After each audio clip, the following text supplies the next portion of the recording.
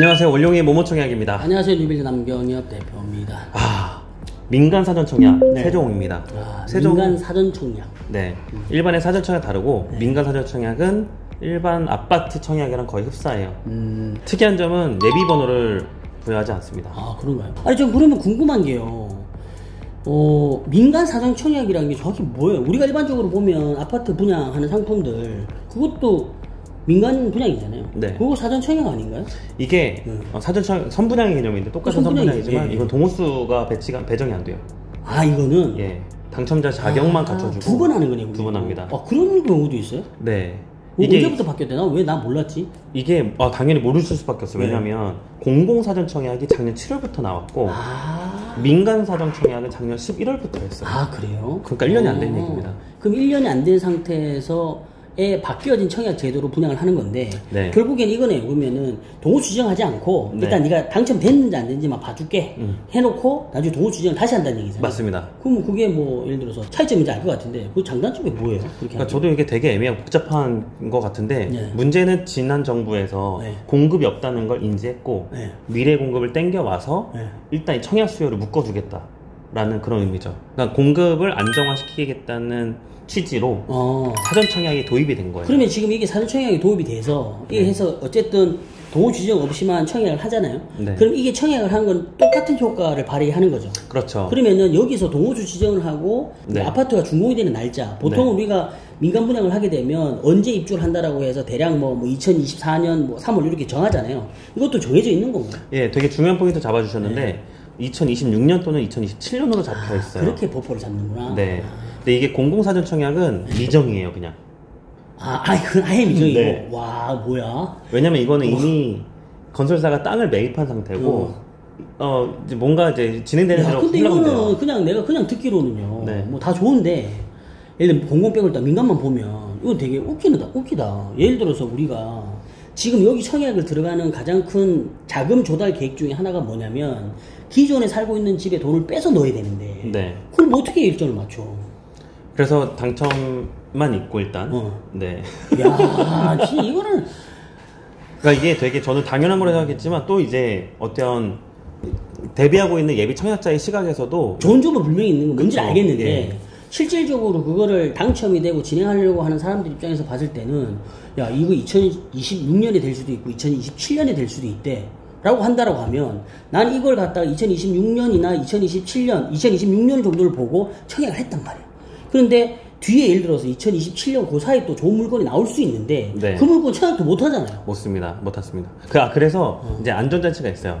당첨되고 나서 당첨자 지위를 철회하면 3, 4일 만에 청약통장이 부활해요. 또 그런 게 있군요. 예. 그러면 또 다른 이제 재당첨 제한도 풀리고요. 아니 근데 그것도 되게 웃긴 게 기간이라는 게 있을까요? 언제까지는 해야만 그걸 해준다 뭐 이런 거 없어요? 그냥 뭐 내가 안 하고 싶다 무조건 안 할 수 있나요? 안 할 수 있습니다. 그래요? 네. 근데 이게 복잡하죠. 왜냐면 청약자 입장에서 당첨을 해놨는데 취소하고 일반 민간 아파트를 청약했어요. 아니 그러니까 제가 이야기를 네. 무슨 이야기를 때문에 네. 이런 이야기를 하냐면 방금 같은 경우에 누군가가 청약이 당첨이 되잖아요. 네. 그럼 누군가한테는 기회를 박탈시키는 건데 그걸 가지고 또 내가 안 할래 그렇게 했어. 그럼 이 사람 입장에서는 그걸 지금 청약 못 해가지고 뭐 다 끝났는데 자기는 못 하고 있었어. 그래서 그 사람은 또 다른 걸 막 찾아서 막 하다가 이거에 대한 신경을 딱 끊었어. 근데 나중에 여기 물러 나와서 그럼 못 할 수도 있는 거야. 그때 이제 본청약 때 예를 들어 1000세대를 공급했는데 500세대가 빠졌어요. 계약 취소하고 나머지 500세대는 이렇게 아예 이제 맨 땅에 헤딩 하시는 분들이 또 민간 청약으로 일반 분양으로 들어오겠죠. 그건 일반 분양이에요? 그거는 일반 우리가 알고 있는 민간 분양으로 쭉 넘어갑니다. 그럼 좀 이상해. 내가 이해를 잘못하는 건가? 뭐 이래. 그쵸. 저도 이걸 굳이 왜 하나? 왜 이렇게 복잡하게 만드나? 이거 아까 이야기한 대로 수요를 만약에 확보를 하기 위해서 했다라고는 하지만 그 수요에 대한 게 어차피 가수요인데 청약을 해가지고 예를 들어서 무조건 묶어놓는다라면 가수요는 아니잖아요. 그럼 이거는 예를 들어 진성의 고객들인데 진성이 아니잖아요. 어차피 처리할 수 있다라고 하면 그러면 그거 자체를 그렇게 해가 묶어놨다가 아닌 말로 다른 거 다 청약돼가지고 청약된 상태에 다른 거 막 들어갈 수가 있어. 그렇게는 못하겠지. 그렇게는 못해요. 그러니까 네. 어차피 취소라고 들어갈 수 있겠지. 네. 그러면은 약간의 그건 있겠네요. 어차피 이거를 청약을 해가지고 당첨되면 나 당첨됐으니까 취소할 이건 아니니까. 네. 근데 그래도 좀 약간 그쵸. 뭔가 일을 키우는 것 같은 느낌. 아무튼 뭐, 네. 그러니까 중요하니까 다릅니다, 저희는. 네네. 요새 근데 그럼에도 불구하고 들어가기 전에 우리 세종 요새 금액이 많이 떨어졌다는 이야기가 많던데. 네. 네, 어떤가요? 떨어졌죠. 네. 근데 지금 떨어진 단지들이 84제곱 기준에서 3억, 4억대 분양해서 15까지 갔다가 7억대, 8억대까지 떨어진 겁니다. 떨어졌다 하는 게 아니라 네. 원래 사람 마음이 다 그런 거예요. 그죠? 예를 들어서 피가 15억이 붙었어. 네. 그러면은 사실 피가 15억이 붙었다는 얘기는 추가적인 비용이 15억인데 여기서 만약에 5억이 빠졌다. 그러면은 사실은 나는 그럼에도 불구하고 10억을 벌었다 이래야 되는데 5억이 떨어졌다. 그게 다 사람 마음.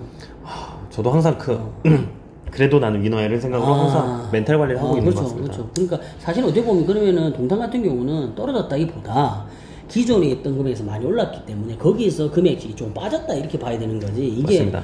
전체 분양가 대비를 항상 해야 된다. 뭐 이렇게 좀 봐요. 맞습니다. 이해했습니다. 동탄도 그렇고 세종도 그렇고. 죄송합니다. 세종 이야기다 갑자기 동탄 얘기. 비슷한 상황이에요. 비슷한 상황이죠. 네. 제하시는 분이 그 세종에다 사놓고 조금만 버티면 될 것을. 뭐야 1층이야 이래서 팔아버렸어. 완전 초기에. 아까 이제 입주도 안 하고 팔아버렸어. 저 그거 아세요? 저 1-1 생활권에 2016년도에 당첨이 됐고요. 1-1 생활권이 완전 중심 쪽 아닌가요? 여기 왼쪽입니다. 여기 이게 세롬동이었던 걸로 같고요. 1-1에 그 힐데스하임 1차라고. 힐데스하임. 네, 그 예비 당첨을 앞번호 받았는데 무서워서 안 갔어요. 왜요? 돈도 없고 와이프 몰래 넣어서 그랬던 기억이 나고요. 16년도입니다. 네네. 이게 더 시글로 금강이고요. 네네. 그 수도권 외곽순환 들어갔지 않습니까? 약간 그래 보이네. 약간 외곽순환. 저기 서울에는 한강이 있다면 한강이 있다면 세종에는 금강이 있다. 금강의 남측 강남입니다. 굳이 지적도를 갖고 왔어요. 왜냐하면 호갱론으로 들으면 단지가 요쯤이 나와요. 상업지구. 그러니까 다시 제가 그렸고요. 그 다음에 기존에 이렇게 금강이 지나가는 자리 쪽에 있는 단지와 비교하기 위해서 갖고 왔고 34평대 가격이잖아요. 그러니까 이게 7억 8억 선이에요. 그러니까 이제 분양가는 이따 보시면 알겠지만 4억 5천에서 5억이 안 됩니다. 그러면 6억 7억 가면 번다 개념이에요. 그리고 초중이 좀 걸어야 되지만 그래도 인근에 있고. 근데 이런 건 좀 원래 이게 초중이 이제 학교가 좀 멀잖아요. 그러면은 부모들 입장에서는 고민 많이 해요. 그쵸. 웬만하면 다 붙어 있는 데가 많은데. 걸어가기도 도구가 이게 지적도상에서 이만큼이지 여기 거리가 얼마나 멀겠어요. 세계별로 한 15분 정도. 네. 그 초등학교 1학년, 2학년 이런 거 무조건 엄마가 다 태워줘야 된다고. 맞습니다. 지금 저희 단지는 그래서 멀어서 이제 단지 내에 45인승짜리 리무진 버스가 와요. 시간 정해서 딱 셔틀 이런 식으로도 움직일 것 같습니다. 그리고 주변에 상업지구하고 공공서사가 일단 많아서 일단은 안정적으로 보이는 쾌적합니다. 이게 안 그래도 이제 서두에 대표님께서 세종 좀 떨어지는데 걱정 안 되냐. 그래도 모두가 떨어지는 세종이 조금 더 떨어진 거고 그래도 이제 어느 정도 바닥 따지기가 되는 거냐 아니면 저력이 더 남아있냐 올라갈 수 있을 만한 이런 걸 보려면 아니면 더 떨어지냐. 예, 그렇죠. 전체적인 인구 유입과 그동안에 공급했던 양의 입주 물량도 중요해서 몇 개 갖고 와봤는데 현재 38만 명입니다. 경기도와 비준하는 동네는 광주에 비슷하고요. 하남이 조금 더 작아요. 그러네요. 그리고 3년 동안 호갱노노 자료 보면 세종으로 유입된 인구가 22% 더 증가가 됐죠. 증가가 됐다. 그러니까 신도시다 보니까 쭉 계속 들어오는 거죠. 강제 이주도 시키지 않습니까? 여기서도 추가적으로 그것도 좀 검토해봐야 되는 거 아니에요? 여기 일자리 지역이 어딘지도 봐야 되는 거 아니에요? 사실 여기는 공무원 도시지 않습니까? 네, 공무원 일자리입니다. 공무원 일자리인데 청사 쪽이나 좀 가까운 데가 아무래도 금액적으로 시세가 좀 많이 높게 좀 잡힐 텐데. 맞아요. 여기서는 2생활권, 2-4생활권 이쪽. 맞아요. 네, 그쪽이 엄청 비쌉니다. 그 다음에 입주가 엄청 많았잖아요. 공급을 당연히. 장난 아니었죠. 예, 강제 이주를 시켰으니까. 그러다가 이제 분양을 안 했다는 얘기인 거죠. 적정 수요 안쪽으로 들어오는 상태입니다. 자, 분양가를 보시면 84제곱 중간에 가격이 발코니 확장이면 1,000원씩 확인이 또 되네요. 그렇죠. 이런 거 좀 이렇게 해놓고 나중에 또 말도 안 되는 거 좀 안 했으면 좋겠어. 그러게요. 바람입니다. 이번에 우리가 그때 얼마 전에 그 뉴빌드에서 했던 현장 트리마지 있잖아요. 거기 발코니 확장비 5천만 원씩 집어넣고 막 좀 그런 건 좀 안 했으면 좋겠어. 그러게 말입니다. 공공택지니까 안 하겠죠. 아이고. 공공택지인데 민간이 분양하니까 모르죠 또. 그러네요. 여기에 이제 다른 것들은 다 시세 대비 얼마에 싸게 분양하냐에 따라서 거주임하고 전매장 정해져 있기 때문에 아직은 이제 미정입니다. 미정. 내가 하는 말이 금액 차이가 지금 아까 우리가 비교했던 게 7억대였잖아요. 차이가 너무 많이 나니까 그런 생각이 들어서 말하는 거예요. 아, 예. 차이가 얼마 안 나면 그러진 않겠는데 차이가 많이 나잖아요. 그러면 추가적인 매출을 일으킬 때 청약시 확인이 일어나고 금액 확 올려가지고 하면은 이거 합쳐도 그래도 작다 이렇게 나올 수 있는 거예요. 맞습니다. 설마 근데 그건 안 했으면 좋겠어. 그나마 민간사전청약은 공공사전청약보다 나은 게 뭐냐면 입주가 그래도 좀 빠른 편이에요. 공공은 토지 보상도 안 된 상태에서 공급을 해버리잖아요. 그러면 그거는 뭐 기약이 없는 거고. 네. 그래서 일정 자체가 없군요. 없습니다. 여기는 입주 예정이 깔끔하게 나와 있습니다. 1년 전에 분양했던 네네. 단지입니다. 이거는 이제 보통의 청약이었고요. 자이더시티. 자이더시티. 분양가 지금이랑 조금 더 조금 비슷하죠. 네. 그다음에 커트라인 이렇게. 여기도 점수 높네. 예, 이때 엄청나게 들어왔어요. 72점도 있네요. 와. 이때가 그 대출 규제를 안 받은 영끌의 최고 시기 7월. 7월. 예, 당시에 19만 개 예상했지만 실제 들어온 건 22만 개가 22만 개. 이거에 한 반 정도 들어올 것 같습니다. 그러면 한 5만 개? 네, 5만 개에서 7만 개를 예상하고 있어요. 그렇게 예상하는 이유가? 감이죠, 뭐 감.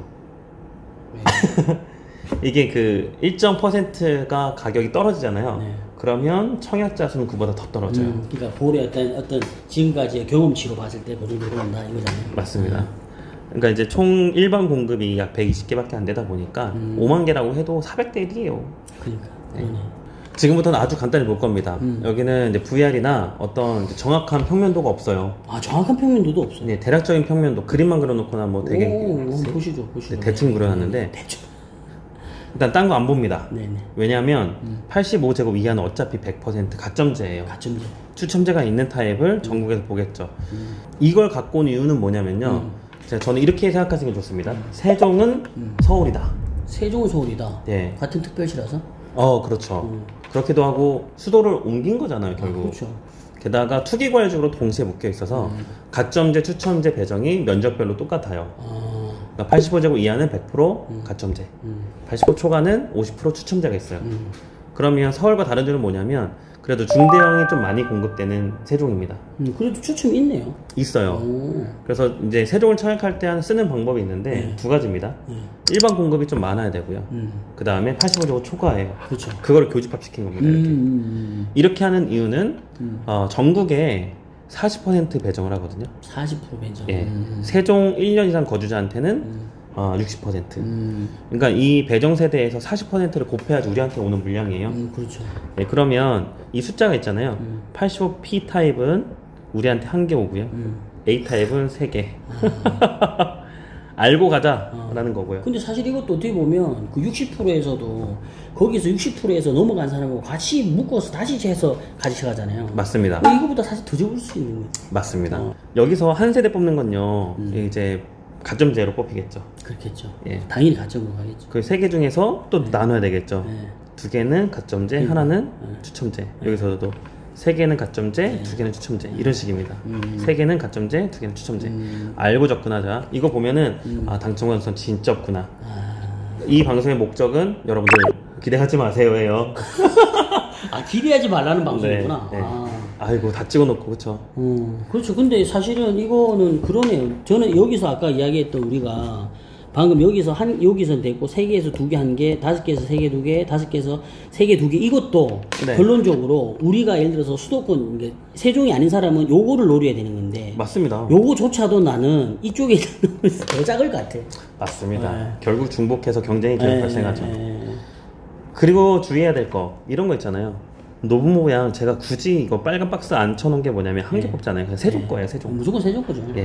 이런 것도 하나하나니까.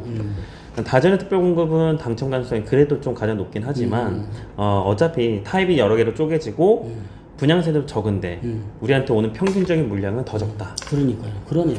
그리고 그래 보면 우리 특공 같은 경우는 어쨌든 다자녀가 그나마 조금 유리한 것 같아. 네. 자녀가 많다라고 하면. 맞습니다. 네.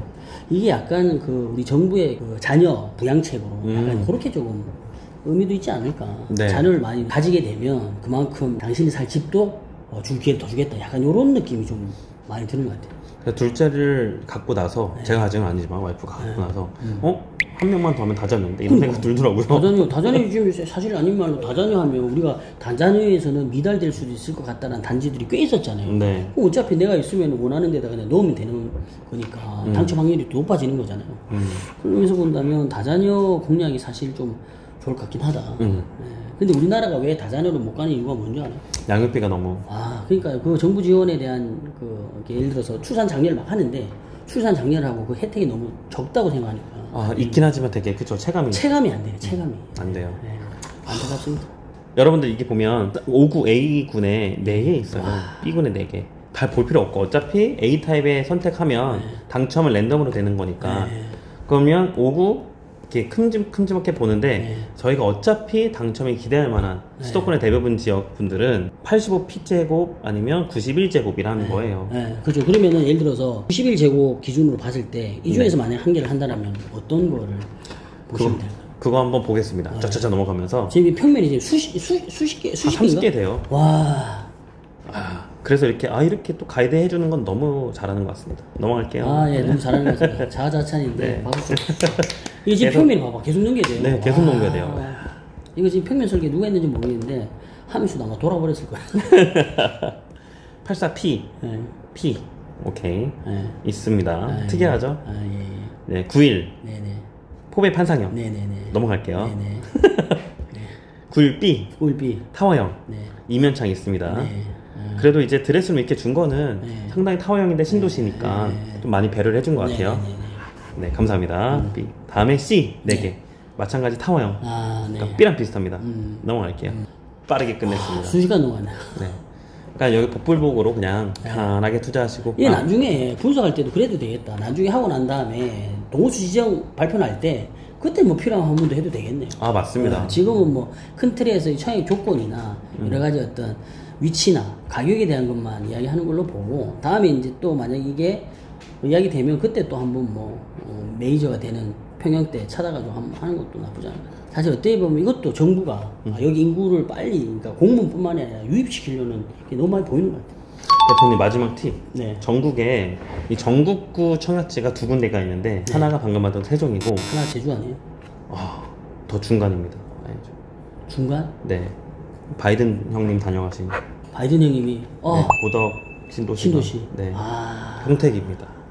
그래요? 평택도 전국구예요. 평택도 왜 전국구지? 거기가 미군부지 빠지면서 그거를 이렇게 하려고 하는 건가? 그렇진 않은데 평택 신도시도 말씀하신 그런 의미로 일자리 여기는 이제 공무원 약간 양대축으로 가지 않나. 어떻게 보면 그렇게 전국구 청약지가 있다는 의미 자체는 정부에서도 그쪽에 대한 그 약간 활성화 방안으로 이렇게 많이 혜택을 주려고 하는 것 같아요. 그래서 이제 그쪽으로 유입시키려고 하는 의미가 있으니까 그렇게 보이네요. 네, 그래서 사전청약 꼭 기억하시고 이뿐만 아니라 영종도도 있어요. 영종도? 예, 영종도도 전체 그건가요? 예, 영종도도 민간 사전청약입니다. 민간 사전청약이라고? 네, 그래서 수도권 사람들은 청약이 다 되니까 같이 민간 사전청약 준비하시기 바라겠고요. 너무 다루고 싶은 단지가 많지만 굉장히 오늘도 무리를 한 것 같아요. 괜찮습니까? 누리고 뭐가 오늘도 함께 해주신 누빌드의 남경혁 대표님 감사드리고요. 오늘 영상이 좋으셨다면 좋아요, 구독, 알람 설정까지 부탁드립니다. 다음에 또 뵙겠습니다. 안녕.